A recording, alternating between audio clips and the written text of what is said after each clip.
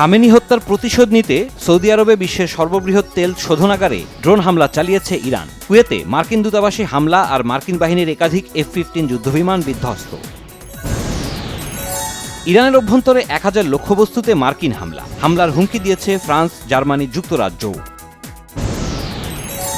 ইরানের সর্বোচ্চ ধর্মীয় নেতা খামেনির মৃত্যুতে আনুষ্ঠানিক শোক প্রকাশ করেছে বাংলাদেশ। পররাষ্ট্র মন্ত্রণালয় আজ এক বিবৃতিতে এই অবস্থান জানায়। গতরাত আর আজও মধ্যপ্রাচ্যগামী বেশ কয়েকটি ফ্লাইট বাতিলে বিপাকে ভিসার মেয়াদ শেষ হওয়া যাত্রীরা।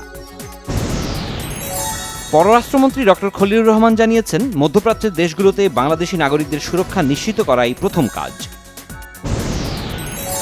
গ্রহণযোগ্য ও বৈশ্বিক মান অনুযায়ী ঢাকা বিশ্ববিদ্যালয়ের উপাচার্য নিয়োগের নির্দেশনা দিয়েছেন প্রধানমন্ত্রী তারেক রহমান। গণপরিবহন আধুনিকায়ন নিয়ে বিশেষজ্ঞদের সঙ্গে আলোচনা।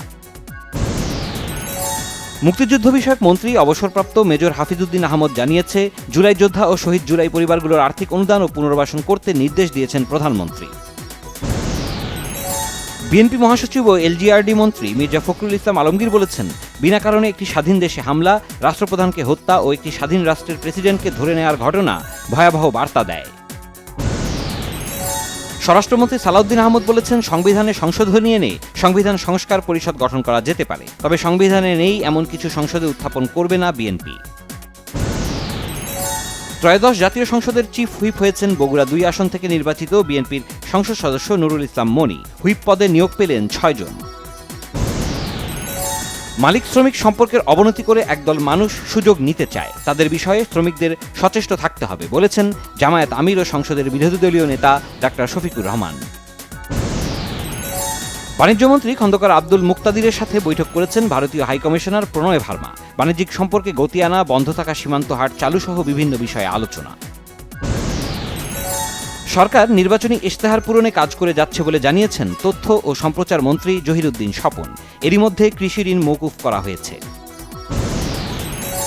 সরকারের দৃশ্যমান কাজের অংশ হিসেবে দ্রুত সারা দেশে শুরু হবে 1000 কিলোমিটার খাল খনন কাজ, জানিয়েছেন পানি সম্পদ মন্ত্রী শহীদুদ্দিন চৌধুরী অ্যানি। আজ 2রা মার্চ, জাতীয় পতাকা উত্তোলন দিবস। এ উপলক্ষে আলোচনা সভাসহ নানা কর্মসূচি পালিত হয়েছে ঢাকা বিশ্ববিদ্যালয়ে। জাতীয় প্রেস ক্লাবে আলোচনা। সিরাজগঞ্জের রায়গঞ্জে সরকারি খাসপুকুরের মাছ ধরাকে কেন্দ্র করে 2 গ্রুপের সংঘর্ষে নিহত হয়েছে 2 জন, আহত অন্তত 10 জন। টেক্সাসে বন্দুক হামলায় 3 জন নিহতের ঘটনায় সন্ত্রাসবাদের যোগসাজশ পেয়েছে যুক্তরাষ্ট্রের কেন্দ্রীয় গোয়েন্দা সংস্থা FBI।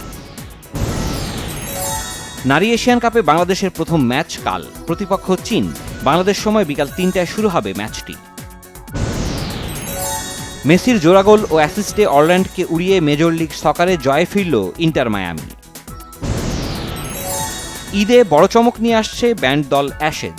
বিভ্রম ও ডানাহীন পাখি নামে 2টি অ্যালবাম মুক্তি দিতে যাচ্ছে দলটি।